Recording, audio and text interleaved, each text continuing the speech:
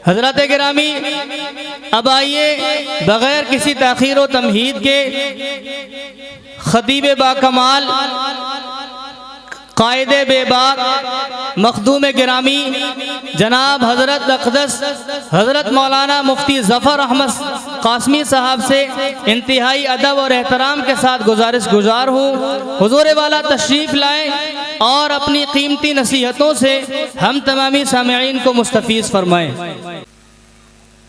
अल्हम्दुलिल्लाहि रब्बिल आलमीन वल आक़िबतु लिल मुत्तक़ीन मुहम्मदिन व अला आलिहि व अस्हाबिहि अजमईन, अम्मा बाद,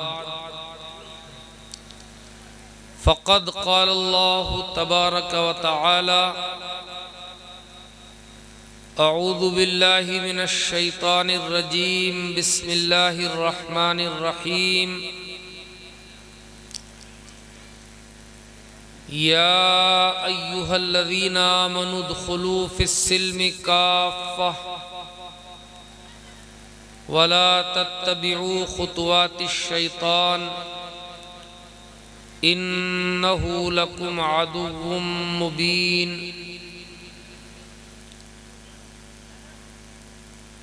वक़ाल अल्लाहु तबारक व तआला लक़द कान लकुम फ़ी रसूलिल्लाहि उस्वतुन हसना लिमन कान यरजुल्लाह वल यौमल आखिर व ज़करल्लाह कसीरा। वक़ाल नबी सल्लल्लाहु अलैहि वसल्लम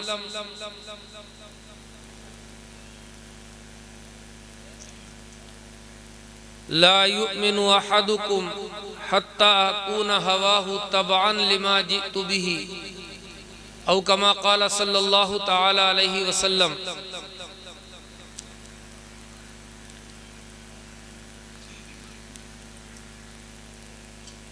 मुअज़्ज़ज़ हज़रात उलमाए इकराम, नौजवानान, बुजुर्गों, ख़वातीन इस्लाम,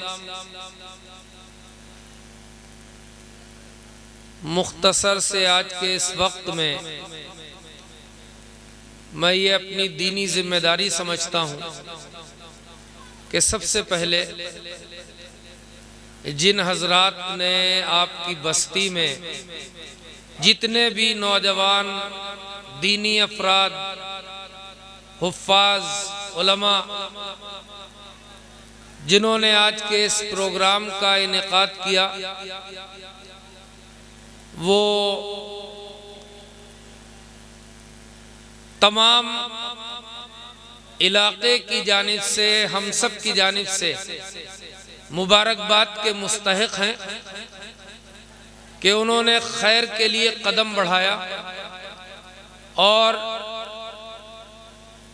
ये मुबारक इक़दाम किया कि उलमा को दावत दी और उनकी दावत पर हज़रात उलमा यहाँ तशरीफ़ लाए।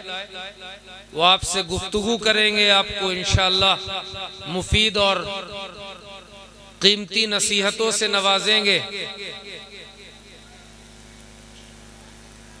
कुरान करीम के पढ़ने वाले दिलावेज़ लहजे में तिलावत आपके सामने पेश करेंगे और नाजिम साहब जो जलसे की निज़ामत फरमा रहे हैं, इनके बकौल शोरा हजरात भी अपनी खिदमत अंजाम देंगे। अगरचे शायरों से मेरी हमेशा जो है दिक्कत रहती है,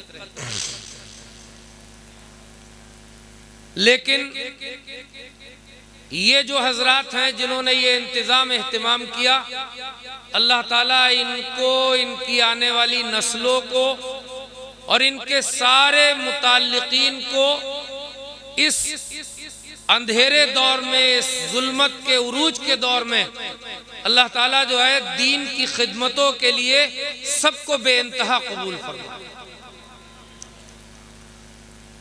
देखिए, जलसा कराना कोई मामूली बात नहीं है। एक तबका मुसलमानों में पैदा हो गया, आपने एक हदीस सुनी होगी, उस हदीस में जनाब रसूलुल्लाह सल्लल्लाहु अलैहि वसल्लम ने ये इरशाद फरमाया था कि बनी इसराइल यानी यहूदी, बनी इसराइल का दूसरा नाम यहूदी, तो हुजूर ने कहा था कि वो 72 फिरकों में बढ़ गए थे और मेरी उम्मत जो है 73 फिरकों में बढ़ जाएगी। तो इस हदीस की तशरीह मुझे नहीं बतलानी है, न इस वक्त जो आयात मैंने पढ़ी है वो मेरे मौजू का हिस्सा भी नहीं। एक लतीफे की बात बतलानी है, वो 73 फिरकों की बात जो हुजूर ने बतलाई थी। हुजूर के उस खबर के बाद हम एक 74वें फिरके का सामना कर रहे हैं। ये फिरका कौन सा है? अगर आप सुनना चाहते हैं तो बताओ, बताएं भाई, सुनना चाहते हैं? ये फिरका जो है फिरक़े एतराजिया। मस्जिद क्यों बना दी, इसको एतराज है, सही से बनाते। मदरसा क्यों बना दिया, इसको एतराज है। निकाह मस्जिद में क्यों कर दिया, गेस्ट हाउस में नहीं किया, इसको एतराज है। दाढ़ी क्यों रखा ली, इसको एतराज है। लिबास शुरफा वाला क्यों पहन लिया, कुर्ता पैजामा जो है, मैं इसे जानबूझ करके ये नहीं कह रहा हूं कि यही ठेठ इस्लामी लिबास। शरीफों का लिबास क्यों पहन लिया, इसको एतराज है। जलसा क्यों करा दिया, इसको एतराज। आप यकीन मानिए कि उन सारे फिरकों से ज्यादा इस्लामी सोसाइटी में सबसे खतरनाक पोजीशन में इस वक्त जो फिरका है वो फिरक़े एतराजिया। इसका सामना करके दीन की खिदमत के लिए कोई कोशिश करना और उसको मंतिकी अंजाम तक पहुंचा देना, यकीनन ये दिल गुर्दे का काम है। एक बार फिर दिल की गहराइयों से ऐसे तमाम दीनी खादिमों को मुबारकबाद देता हूं। अल्लाह ताला उनके तमाम उमूर में बेपनाह तरक्कियात और बेपनाह बरकतें इनायत फरमाए, आमीन। मैंने कुरान करीम की एक आयत पढ़ी। आज का आपका ये जो जलसा है इजलास आम, और इसमें हिंदुस्तान के बहुत से बाकमाल लोग तशरीफ़ लाए हुए हैं। यकीनन वो आपसे खिताब करेंगे। हम लोग पड़ोस के लोग हैं, हमारी ये जिम्मेदारी है कि ज़्यादा वक्त जो है मेहमानों के लिए छोड़ा जाए। इस इजलास आम के उन्वान का ख़ास पहलू है इस्लाह माशरा, और इसी इस्लाह माशरा के ताल्लुक से जो है, इस्लाह माशरा को आप ठेठ हिंदी में समझ ले, समाज सुधार। इस्लाह माशरा समाज सुधार। समाज में जो बुराइयां, जो खराबियां पैदा हो गई, उनको दूर करने की कोशिश करना, उनका प्रयास करना, उसकी जद्दोजहद करना, ये इस्लाह माशरा का मौजू होता है। इस्लाह माशरा के उन्वान से उल्मा खिताब करते हैं, तो हम और आप इस खिताब को अपने लिए नहीं समझते। माफी के साथ आपको एक बात बतला रहे हैं, अगर सूद की बुराई बयान की जाए, ये कहा जाए कि भाई सूद बहुत बड़ी लानत है, अल्लाह के नबी ने जो है सूद का मामला लिखने वाले पर, सूद वाले की नौकरी करने वाले पर, सूद का पता बताने वाले पर लानत फरमाई है। वो पूरी हदीस है तफसील से। तो जलसे में बैठे हुए लोग ये समझते हैं कि हमारी तो रिश्तेदारी फरिश्तों से है, हम तो मासूम हैं। ये पीछे वाला गुनाहगार, बगल वाला गुनाहगार, फलां साहब हैं।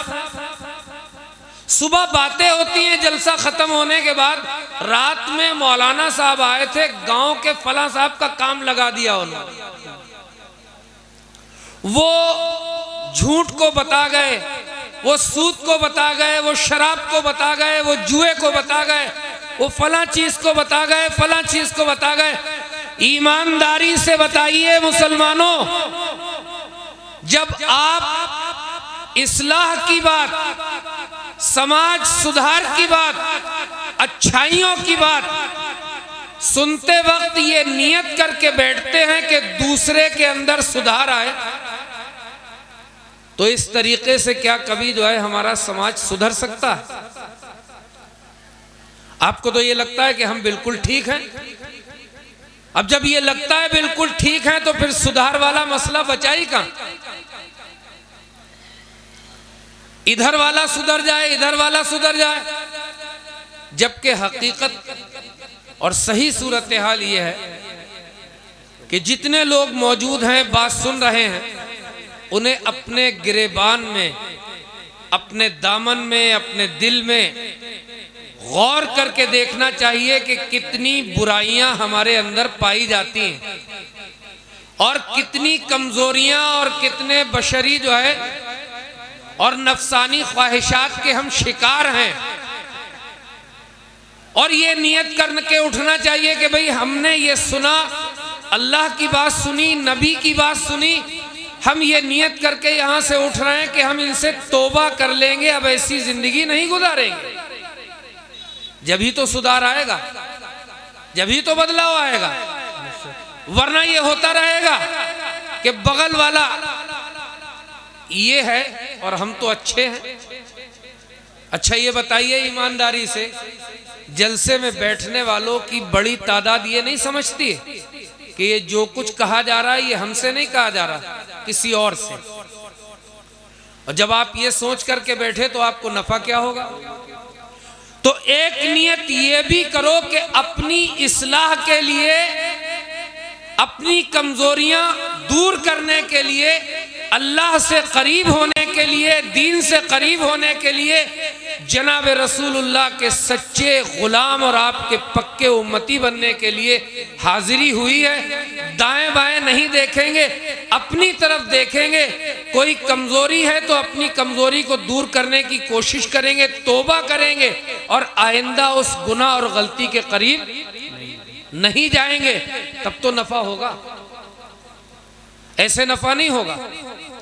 अल्लाह सुब्हानहू व तआला ने कुरान करीम में एक मौके पर यह बात इरशाद फरमाई कि ऐ ईमान वालों, पूरे पूरे ईमान के अंदर, ईमान वालों पूरे पूरे इस्लाम के अंदर दाखिल हो जाओ और शैतान की पैरवी न करो। शैतान तुम्हारा खुला हुआ दुश्मन। यानी कोई आदमी दिल से ये मानता है कि अल्लाह एक है, कोई आदमी दिल से ये यकीन रखता है और उसका यकीन इतना ताकतवर है कि अगर अल्लाह का कोई बागी, नबी का कोई दुश्मन इस नबी के उम्मती को जो है कीमा बना करके काट दे, उसके बाद भी इसका यकीन यह है कि जनाब मोहम्मदुर रसूलुल्लाह इस कायनात के आखिरी नबी हैं और इंसानों की हिदायत आपकी तालीमात के बगैर मुमकिन नहीं हो सकती। ये यकीन रखता है, ये ईमान रखता है कि अल्लाह ही कायनात का खालिक व मालिक है, अल्लाह ही हमारा बनाने वाला है, अल्लाह ही कायनात का बनाने वाला है। और हुजूर के बारे में यकीन रखता है और कुरान के बारे में यकीन रखता है, तो जाहिर है ईमान वाला है या नहीं? बोलिए भाई, है ईमान वाला। लेकिन अल्लाह ताला उसके बाद भी फरमा रहे हैं कि पूरे पूरे इस्लाम में आ जाओ, शैतान की पैरवी न करो। तो इसका मतलब यह है कि ये दिल का यकीन, ये जुबान का इकरार सिर्फ इतने से जिंदगी मुकम्मल नहीं होती है, बल्कि पूरी जिंदगी को इस्लामी लिबास में, इस्लामी रूप में, इस्लामी रंग में, इस्लामी अंदाज़ो अदा में लाना पड़ता है, तब ये कहा जाता है कि हाँ ये पक्के और सच्चे मुसलमान। मैं आपको अभी जो है ये शादी ब्याह का मौसम चल रहा है, शादी ब्याह के मौसम में जब हम निकाह के लिए अपने बेटे को तैयार करके लाते हैं तो आज तक ये समझ में नहीं आया कि नोटों के हार डालने की वजह क्या।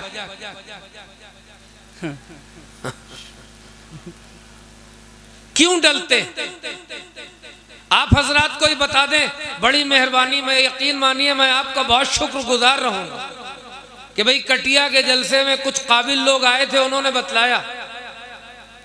आज तक ये समझ में ना आया कि दूल्हा के गले में ये हजारों मूर्तियां क्यों लटकाई जाती हैं। क्या अगर दूल्हा जो है नोटों के हार पहन करके नहीं आएगा तो अल्लाह के नबी नाराज हो जाएंगे? क्या दीन का कोई अहम रुक्न, कोई फर्ज, कोई वाजिब, कोई सुन्नत, कोई मुस्ताहब, कोई अदब छूट जाएगा? समझ ही में नहीं आया। कोई किताब ऐसी नहीं मिली जिसमें ये फलसफा लिखा हो कि हम लोग अपने बच्चे को निकाह के लिए जब ला करके तैयार करके लाते हैं तो ये इसके गले में इतने हार डालते क्यों।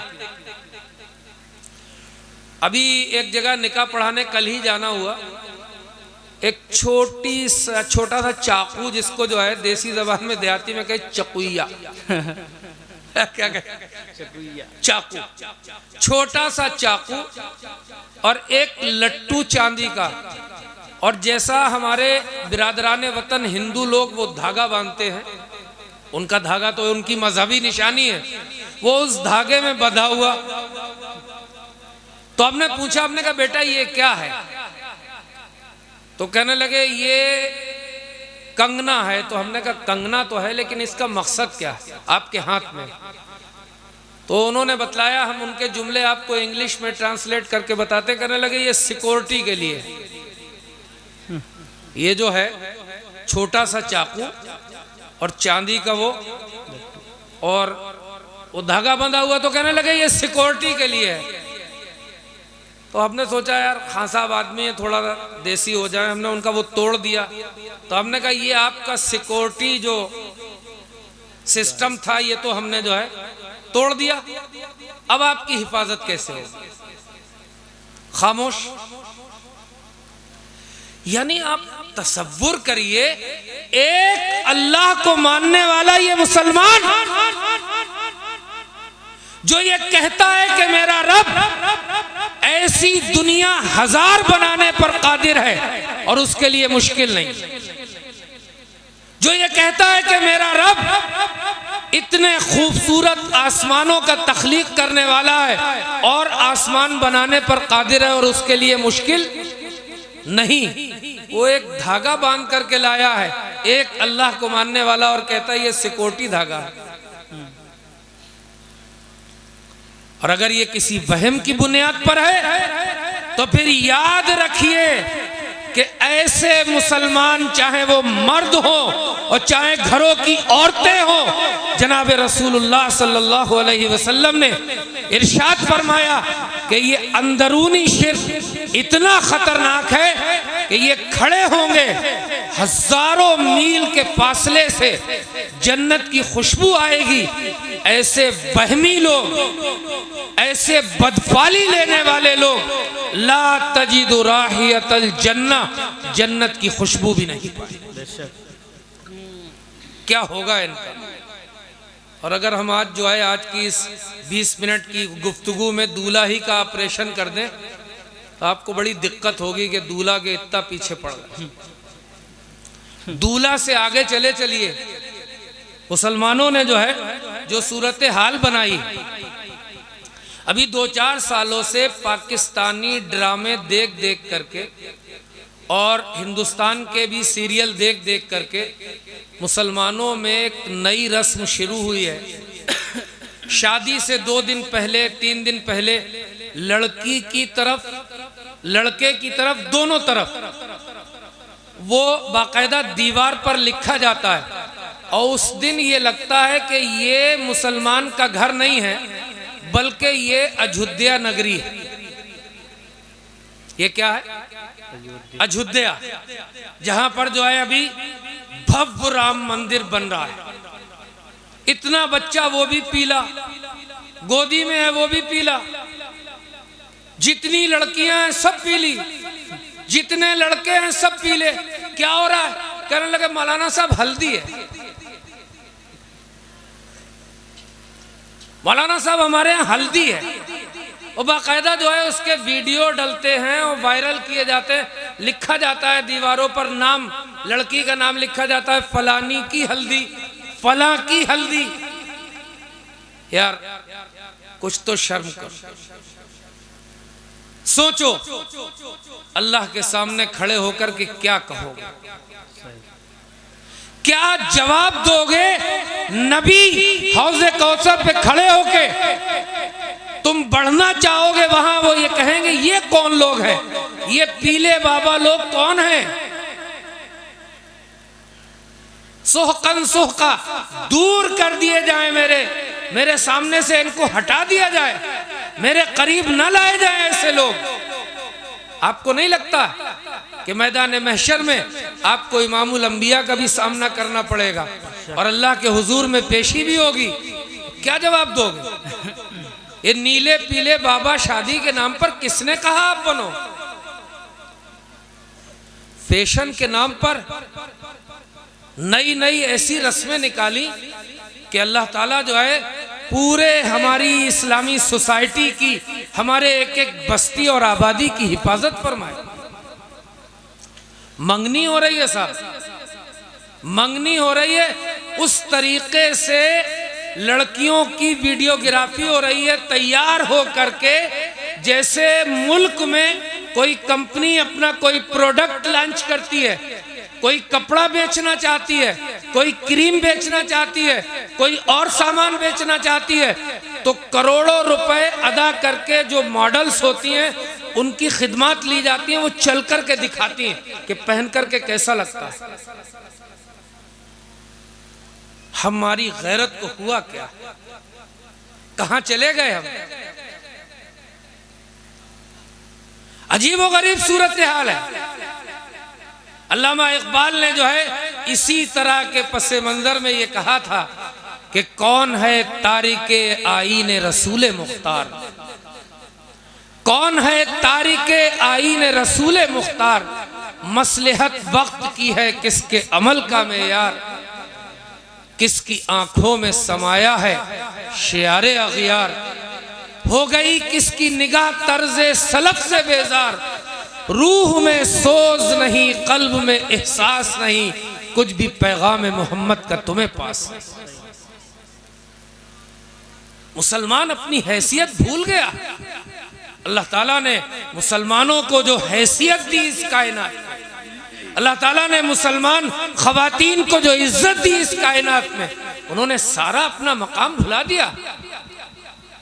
जरा सी देर की लज्जत अंदोजी के लिए, जरा सी देर नफ्स को खुश करने के लिए अल्लाह की बगावत में इतनी गहराई के साथ डूबते चले जा रहे हैं।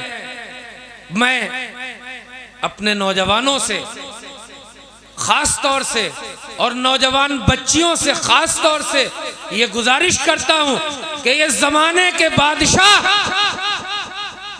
ये वक्त के फिरौन, नमरूद, कारून, ये सारी ताकतें मिलकर के खुदाए पाक की कसम एक ला इलाहा इल्लल्लाह पढ़ने वाले बच्चे और बच्ची की कदमों की धूल के बराबर नहीं है। आप अपना मकाम पहचान करके जिंदगी गुजारिए। आप इस लायक नहीं है कि दुनिया की इस बदबू में आप गोते खाएं। आप तो सारी दुनिया को निकालने के लिए आए और रहनुमाई देने के लिए आए और लीडरी करने के लिए आए और उनको उनके मकाम पर पहुंचाने के लिए आए। यही बात कुरान ने कही, यही बात आपसे आपके नबी ने कही। लेकिन अजीब व गरीब सूरत हाल है कि जो आया इसलिए उसने अपनी आदत इतनी तब्दील कर ली। तो नियत करो इंशाअल्लाह कि हम नबी के उम्मती हैं, जनाब मोहम्मदुर रसूलुल्लाह के गुलाम बन करके दुनिया में आइडियल बन करके जिएंगे, लोगों को सही जिंदगी गुजारने के लिए रहनुमा बन करके काम करेंगे इंशाअल्लाह, और बुराइयों से और इन बुरी रस्मों से अपने आप को कुल्लियतन बचाएंगे। अल्लाह सुब्हानहू व तआला मुझे और आप सबको सच्ची पक्की बेहतरीन इस्लामी जिंदगी गुजारने की तौफीक इनायत फरमा दे, और इस एहसास के साथ जीने की तौफीक इनायत फरमा दे कि मौलाना अब्दुल गनी मरहूम कहा करते थे, बड़े मौलाना, कि मुसलमा ए असीरे गम मुसलमा, मुसलमा ए असीरे गम मुसलमा, पलट जा जानिबे तैबा पलट जा, जमाना चल रहा है आगे आगे, तू 1400 बरस पीछे पलट जा। व आखिर दावाना अनिल हम्दुलिल्लाह।